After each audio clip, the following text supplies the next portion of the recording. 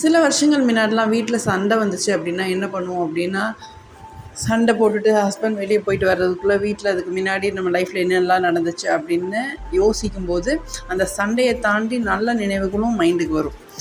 இன்னும் கொஞ்சம் பிரிவு அதிகமாக இருக்கும்போது என்ன பண்ணுவோம், இந்த கல்யாண ஆல்பம்லாம் எடுத்து பார்ப்போம். அதெல்லாம் பார்க்கும்போது நமக்கு அந்த கோவம்லாம் குறைஞ்சிடும். ஆனால் இப்போ என்ன நடக்குது அப்படின்னா, மொபைலு தொட்ட 90க்கு மொபைலு. அந்த சிந்தனைங்கிற ஒரு விஷயமே இல்லாமல் பேசி அந்த கோபத்தில் நம்ம வாயிலிருந்து என்ன வார்த்தைகள் வரும்னே தெரியாது.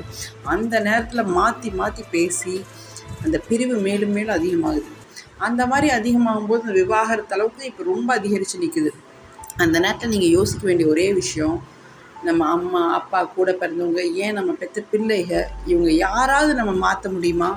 அவங்கக்கிட்ட குறைகள் இல்லாமல் இருக்கா? எவ்வளவோ குறைகள் அங்கே இருந்தால் நம்ம மாற்ற முடியுமா? முடியாது. ஏன்னா இங்கே சாய்ஸ் இல்லை. பட் இந்த லைஃப் பார்ட்னரில் அந்த சாய்ஸ் இருக்குது, டைவர்ஸ் அப்படின்னு சாய்ஸ் இருக்குது. பட் ப்ளீஸ் அந்த ஆப்ஷனை தேர்ந்தெடுக்காதீங்க. அந்த லைஃப்பை அப்படியே புரட்டி போட்டுரும்.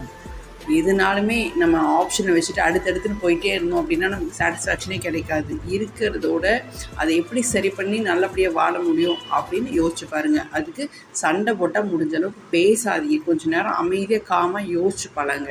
Thanks for